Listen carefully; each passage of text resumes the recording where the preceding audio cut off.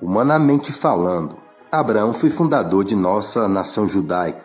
Quais foram as experiências dele com respeito à questão de ser salvo pela fé? Será que foi por causa de suas obras que Deus o aceitou? Se assim foi, então ele teria alguma coisa de que se orgulhar. Mas, do ponto de vista divino, Abraão não tinha nenhum fundamento para se orgulhar. As Escrituras nos afirmam que Abraão creu em Deus, e foi por isso mesmo que Deus riscou os seus pecados e declarou-o sem culpa. Entretanto, será que ele não ganhou o seu direito ao céu por todas as boas ações que praticou? Não, pois ser salvo é um dom. Se alguém pudesse ganhá-lo sendo bom, então não seria de graça, mas é dado a todos os que não trabalham para esse fim. Deus declara que os pecadores são bons aos seus olhos se eles crerem que Cristo pode salvá-los da ira de Deus. O rei Davi falou a este respeito, descrevendo a felicidade de um pecador indigno declarado sem culpa por Deus. Bem-aventurados e dignos de inveja, disse ele, são aqueles cujos pecados são perdoados e colocados longe de sua vista. Sim, quanta alegria para aquele cujos pecados não são mais contados contra ele pelo Senhor. Agora, então, a pergunta: será que esta bênção só é dada àqueles que têm fé em Cristo, mas também guardam as leis judaicas? Ou a bênção é dada também àqueles que não guardam as leis judaicas, mas somente confiam em Cristo? Bem, quis dizer de Abraão? Dizemos que ele recebeu essas bênçãos por meio da sua fé. Foi só pela fé mesmo? Ou porque também guardou as leis judaicas? Para ter a resposta a essa pergunta, respondam a esta. Quando foi que Deus deu esta bênção a Abraão? Foi antes que ele se tornasse judeu ou antes que ele passasse pelo rito da circuncisão da iniciação judaica? Foi só mais tarde, depois que Deus prometeu abençoá-lo devido à sua fé, que Abraão foi circuncidado. O rito da circuncisão foi um sinal de que Abraão já tinha fé e que Deus já o tinha aceito, declarando-o justo e bom a seus olhos, antes que o rito fosse praticado. Assim, Abraão é o pai espiritual daqueles que creem serem salvos sem obedecer às leis judaicas. Vemos então que aqueles que não guardam essas leis são justificados por Deus por meio da fé. E Abraão é também o pai espiritual daqueles judeus que foram circuncidados. Eles podem ver pelo seu exemplo que não é este rito que os salva, pois Abraão achou a misericórdia divina somente pela fé, antes de ter sido circuncidado. Portanto, é claro que a promessa divina de dar a terra a Abraão e seus descendentes não foi porque Abraão obedeceu às leis de Deus, mas porque ele confiou que Deus guardaria a sua promessa. Entretanto, se ainda vocês alegam que as bênçãos de Deus vão para aqueles que são bonzinhos, afirma então que não tem sentido nenhum as promessas divinas àqueles que têm fé, e que é tolice ter fé. A questão, porém, é esta. Quando procuramos ganhar a bênção e a salvação de Deus pela guarda de suas leis, terminamos sempre debaixo da sua ira, porque falhamos sempre em guardá-las. O único jeito de podermos evitar a quebra de suas leis é não ter nenhuma delas para quebrar. As bênçãos de Deus, portanto, são concedidas a nós por meio da fé como presente, de graça. Temos certeza de recebê-las, quer sigamos ou não os costumes judaicos, se tivermos fé como a de Abraão, pois ele é o pai de todos nós quanto à fé. Isto é o que as Escrituras querem dizer quando afirmam que Deus fez de Abraão o pai de muitas nações. Deus aceitará toda e qualquer nação e povo que confie nele, tal como Abraão. E esta promessa é do próprio Deus, que dá vida aos mortos e fala de acontecimentos futuros com tanta convicção como se eles já pertencessem ao passado. Assim, quando Deus disse a Abraão que ele lhe daria um filho que, por sua vez, teria muitos filhos e se tornaria uma grande nação, Abraão creu em Deus, embora essa promessa fosse impossível de cumprir-se.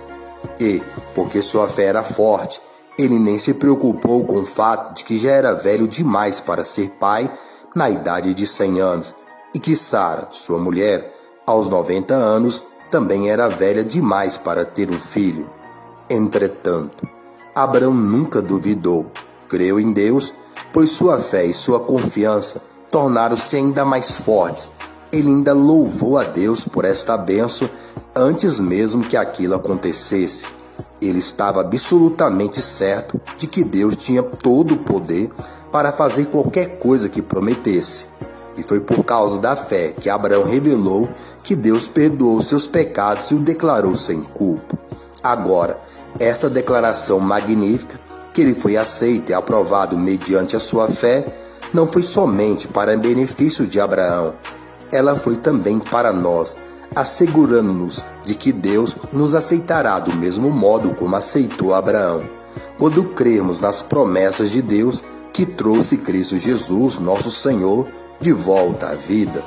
Ele morreu por nossos pecados e voltou à vida a fim de fazer-nos retos para com Deus, enchendo-nos com a justiça divina. Romanos, capítulo 4, do versículo 1 ao 25. Senhor, meu Deus,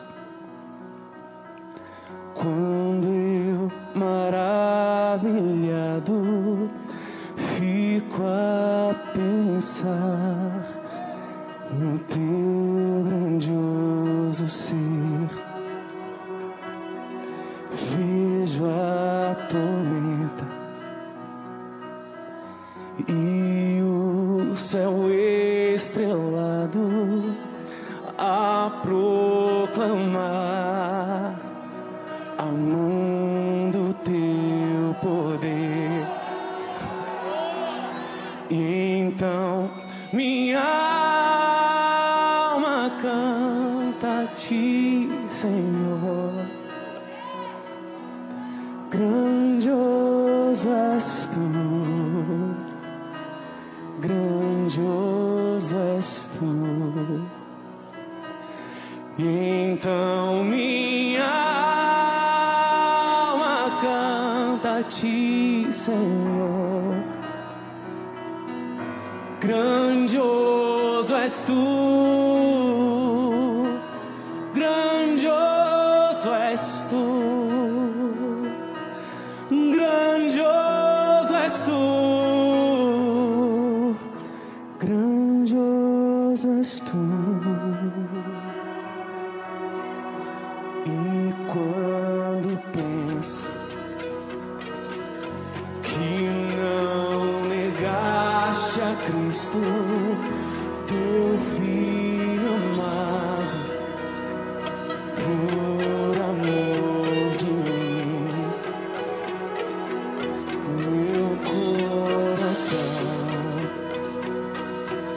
que nele tu ganhastes, transborda, ó Pai, por teu amor sem fim. Então minha alma canta a ti, Senhor. Grandioso és tu, grandioso és tu. Então minha alma canta a ti, Senhor. Grandioso és tu,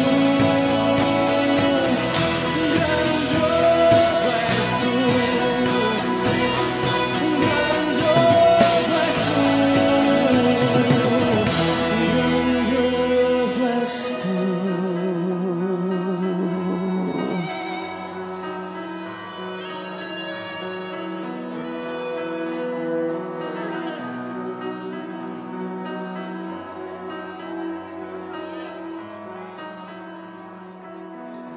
E quando enfim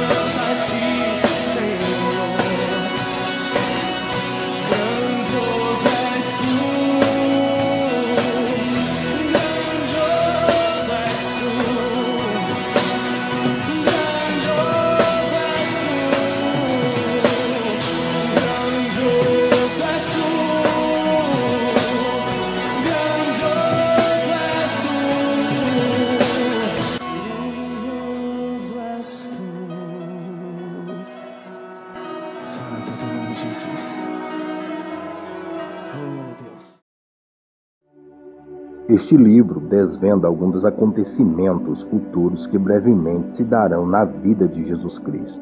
Deus permitiu que ele, numa visão, revelasse estas coisas ao seu servo João. E então um anjo foi enviado do céu para explicar o significado da visão.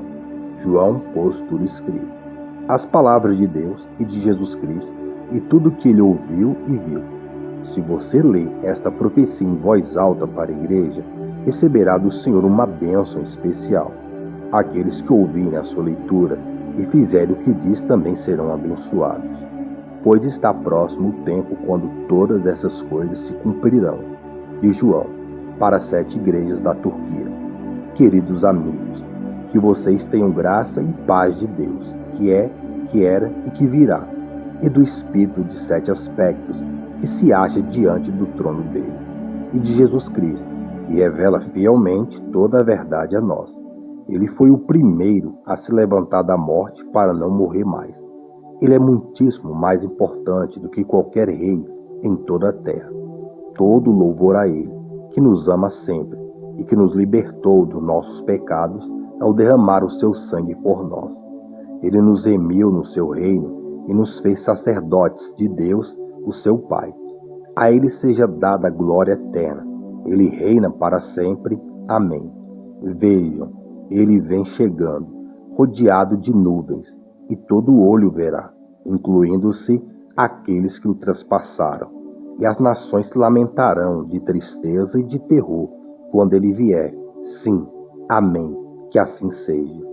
Eu sou o A e o Z, o princípio e o fim de todas as coisas, diz Deus, que é o Senhor, o Todo-Poderoso, que é, que era e que virá outra vez.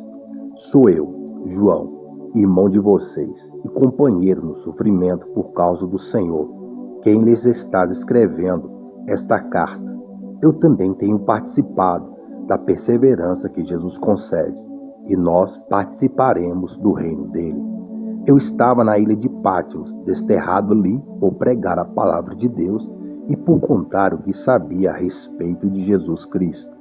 Era o dia do Senhor e eu estava adorando. Subitamente ouvi uma voz atrás de mim. Era uma voz que soava como um toque de trombeta, dizendo: Eu sou o A e o Z, o primeiro e o último. Então ouvi dizer: ponha por escrito tudo o que você vê e mande a sua carta às 7 igrejas da Turquia, a igreja de Éfeso, a de Esmina e as de Pérgamo, Tiatira, Sardes, Filadélfia e Laodiceia. Quando me voltei para ver quem estava falando, ali atrás de mim estavam 7 castiçais de ouro, e entre eles achava-se alguém que parecia Jesus, que se chamava a si mesmo o Filho do Homem, vestido de um manto comprido e com o peito atado com uma faixa de ouro.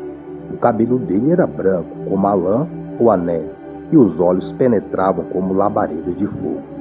Os pés rebrilhavam como bronze polido, e a voz ressoava como as ondas da praia. Ele segurava na mão direita 7 estrelas, e na boca uma afiada espada de 2 gumes, e o rosto dele brilhava como a força do sol num esplendor sem nuvens. Quando eu o vi, caí aos pés dele, como morto. Porém ele pôs a mão direita em cima de mim e disse: Não tenha medo, embora eu seja o primeiro e o último, o vivente que morreu, que agora está vivo para sempre, que tem as chaves do inferno e da morte. Não tenha medo. Ponha por escrito o que você acaba de ver e o que brevemente lhe será mostrado. Este é o significado das 7 estrelas que você viu na minha mão direita e dos 7 castiçais de ouro. As 7 estrelas são os líderes das 7 igrejas, e os 7 castiçais são as próprias igrejas. Apocalipse, capítulo 1, do versículo 1 ao 20.